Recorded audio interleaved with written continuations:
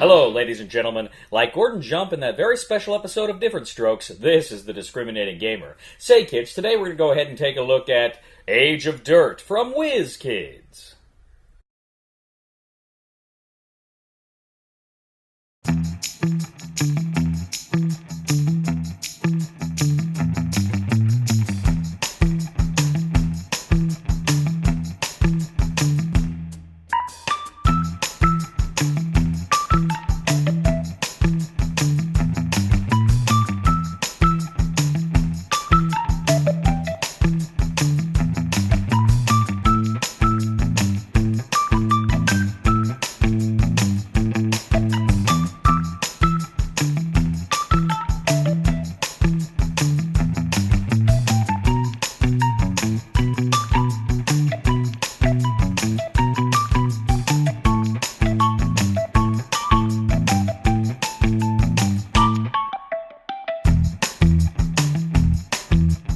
In Age of Dirt from WizKids, 2 to 5 players take on the roles of various cavemen, stupid cavemen, as they attempt to gather resources, make inventions, and gain the most rock stars.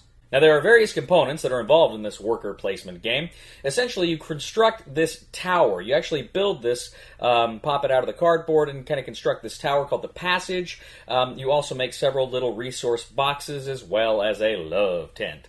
You go ahead, you put these things together, and each player is going to get their own cave. Now, the cave starts out with space for 4 resources. Eventually, you can upgrade that to fit 6 resources. Now, players start with 4 meeples, and every turn, they can do one of 3 things. They can either send their cavemen out to go find resources, they can attempt to call them back to gain those resources, and they can spend the resources. Now, when you send your people out for resources, essentially you can place 1 or 2 meeples in any of the resource boxes or in the love tent.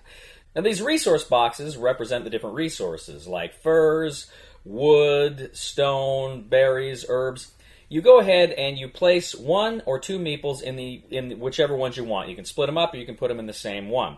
Or you can put them in the love tent. Now, the next thing you can do on a turn is attempt to call those cavemen back home. And how you do that is essentially you lift up the appropriate box or the love tent that has your meeples in it. Now, of course, there's going to be other meeples in there as well from other players. And in the fur tent, there may also be the lion or a tiger.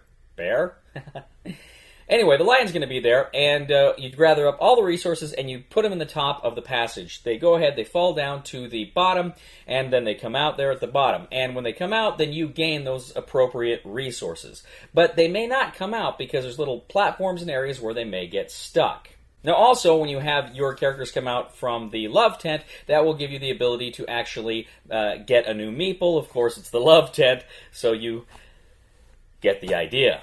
Now, the third thing you can do on your turn is spend your resources. Like I said, you can spend resources to upgrade your cave, or you can use them to purchase the invention cards, to kind of put them in your hand, or you can actually just go ahead and score them. You can pay the resources to score them from the to-do list, or you can score ones that you hold in your hand. And then they will give you a number of stars, number of rock stars, which are the victory points, but they'll also give you a number of, or they may give you certain text abilities, certain things that may allow you to do other fun and kooky things during the game. Now, you also have a couple of other items. You have a spear and you have a drum. Now, they have a broken side and kind of a ready side. And if they are on the ready side, that means, of course, you can use them. Now, how you use the drum is, if one of your meeples or some of your meeples get stuck when they're coming down the passage, you can flip over the drum to grab the drumstick and kind of tap 3 times different spaces on the passage in the hopes that your meeples will come falling down. Now, you've got the spear, and that's because if a meeple, if one of your meeples comes out with the tiger is going to eat them, you lose the meeple, unless you flip the spear over, in which case you've successfully defended yourself from that attack. So players go around and around, they place the meeples in the appropriate resource boxes, they try to get them back through the passage, and then they spend resources in order to make the inventions and gain Rockstar points. Whoever is the first person to gain 10 Rockstar points wins Age of Dirt. Age of Dirt is a pretty silly worker placement game. It's pretty quick. It moves fast. It's kind of big conceit here is the passage. And, of course, the cardboard, the three-dimensional boxes, the resource boxes, and what have you. The passage, first of all, I gotta be honest, I don't like putting together those sorts of things. I don't enjoy it. I've said this before, I was always the kid that used way too much paste in kindergarten when making projects. I just don't enjoy making stuff like that. It's not that it's really hard to make. Sometimes you can get games and things are actually kind of hard to put together. This wasn't too hard to put together. I just don't enjoy doing it. Some people do. I don't. When you're playing the game, of course, they work, they're functional, and they make sense. But it seems to me that it's almost a gimmick. That's the passage and then the boxes. They're kind of a gimmick. They're kind of an enticement for the game. And without those things, it's a very basic worker placement game. It's a fine game. My friends and I, we had fun with it. We enjoyed it. But it wasn't anything amazing. It didn't blow us away. And the reality is, it's a game that I think probably would do well for people who haven't played a lot of worker placement games before. It's kind of an introductory worker placement game. And even young people, I think, would get a much bigger kick out of this than the experienced player.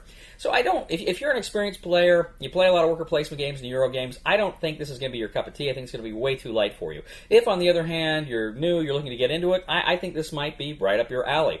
As it was, I liked it.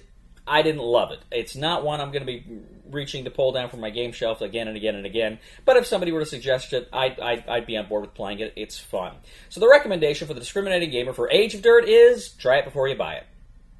Thank you once again for joining us today on The Discriminating Gamer. As always, we ask you to please leave a comment for us on YouTube, on Board Game Geek, on our Facebook page, or on thediscriminatinggamer.com. We ask you to please like us on Facebook, subscribe to us on YouTube, and follow us on Twitter. We are The Discriminating Gamer, and I gotta tell you, ladies and gentlemen, Gordon Jump actually played a character named Mr. Carlson on WKRP, and my last name is Carlson, and I'm the manager of TDG.